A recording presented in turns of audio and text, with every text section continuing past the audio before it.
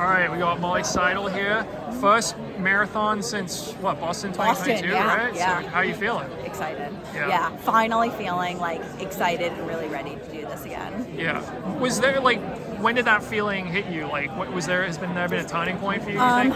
I think I was definitely feeling it this spring because I was supposed to do Nagoya and then tore my glute like right before the race. So it had been kind of like building, and I think now just like having not gotten to do my spring marathon, but going through the entire build and being like, okay, like we're building on that strength, we're getting ready over the summer, and now being like, okay, like we're ready to go. I'm feeling like antsy. Yeah.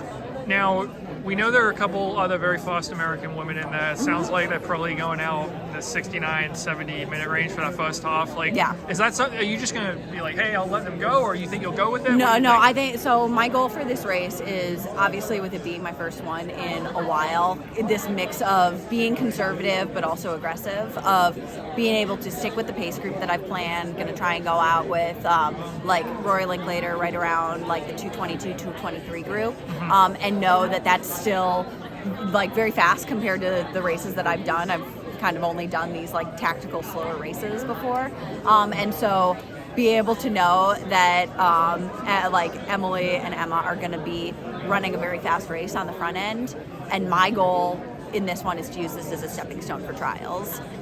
Chicago is obviously a huge race for me, but I'm very focused on 24 and knowing that I've got to get a really solid, good experience under my belt going into February. What's a result, either time or place, that you'd be like, hey, this is what I'm happy with this on Sunday? I think I'm trying to focus more on like the process of like going out and being able to feel strong the entire way, build in the second half of the race, not do what I did at 20K and die in the second half, but just be able to feel like I put together a really strong race. I think that come away very happy with that. Yeah, because it's like, honestly, getting to the start line here is a win for me compared to everything over the last year and a half. So it's like, I feel like being able to have gone through a really strong build and go into this race feeling confident is already a great day for me. Yeah. Now, most people when they're training for a marathon don't hop in these like mountain trail races, but you do. Like, What's the thinking behind that? That was basically, so after I found out that I like had really, really low ferritin and had to like go through the whole process of getting out of anemia, I had to basically cut all of these shorter summer races that I was planning on doing, the 5Ks and the 10Ks that I had planned.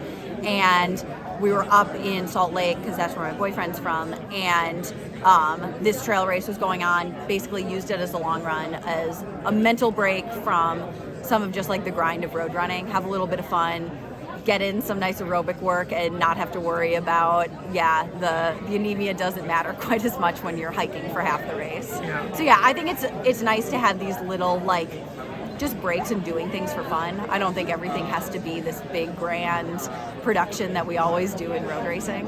When did you find out that you were anemic? Found out right around July 4th. I ran BA 10K, got stuck in Boston for like 4 days, went home, tried to do some workouts, and it was going literally so badly. Like, I called John and was convinced that like I was done with pro running because I was like, I just can't run anymore. We got a blood test done through USATF, and they were like, yeah, your ferritin's like 9.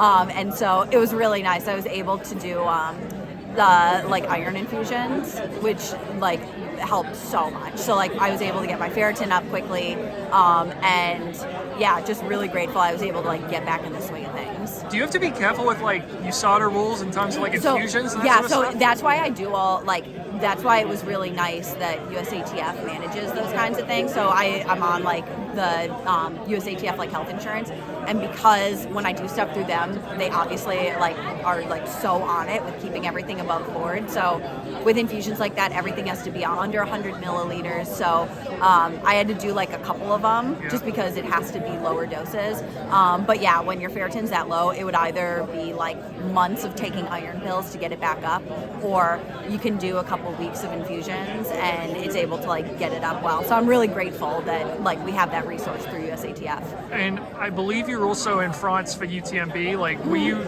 training full bore that week too, or were you Yeah, going around so- spectating? What was that like? Yeah, so it was great. So Matt was out photographing for some companies, and we had just like a bunch of friends in a house that we rented out. My training partner Jessa Hansen came out, and so yeah, kind of used it as like a small little training block up there. But yeah, kind of like mixing that little bit of just like fun enjoyment. Like when you live in Flagstaff at altitude, all these other teams come out and do their altitude camp, so they get this little bit of time away, and we don't really get that. So I find that it's important to get a little bit of the mental break and get away from the Flagstaff bubble sometimes. And it's just fun. France is just fun. I'm sure. It looks like a blast. All right. Well, thank you for the time, Molly, and Yeah. best of luck on